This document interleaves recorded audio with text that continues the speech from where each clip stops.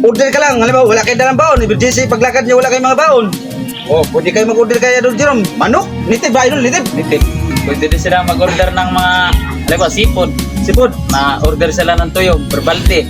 Oh, Yung mga balatan. Yung mga kilawin. lawin. Idol, lalo ko may saging. Saging. Ano ba, Idol Jerome? Kung halimbawa, gusto nila pumunta doon sa Bonbon. Anong gawin natin ito? Itulak nito pumunta doon. Hilayan ng bangka. Mga idol, hilahin pa rin ang bangka. Kung gusto nyo mga idol, hindi sa ganun, dito kayo mag-steady. Halimbawa, kung gusto nyo doon mapahil mga idol sa may Bonbon, doon sa may buhanginan, hilahin ito ng bangka ni Idol Jerome kasi may bangka sila. Kung saan nyo gusto, yung kita talaga yung mga travel mga idol.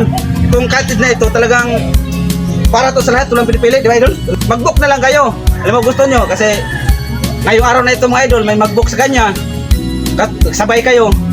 Unahin talaga yung nauna mga idol.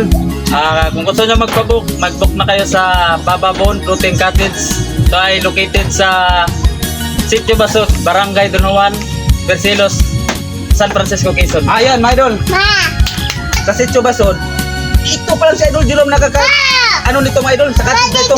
Kaya pa lang nakagawa mga idol. Kaya, kung sa idol, sa yung talaga ngayon San Juan mga idol, magagamit na ito idol. Oo, sa Nawan. Pwede ilibre mo na ko idol, Ano bang araw yung sa Nawan? Ito lang kung may nagpabook na. San Juan, hanggang ano yan, hanggang 24. Kahit anong araw mga idol, kung talaga dito. Anytime. Anytime. Ay, di kayo magugutuman dito kay Jerome kay maraming manok ito.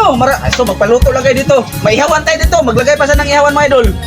Oo, Yan. may ihawan. Kalin nyo lahat ng mga pamilya ninyo dito. Kasi isang pamilya ang cottage na ito. Yan o. Napakalaki. Mamaya mga idol, mag-upload ako ng buo nito.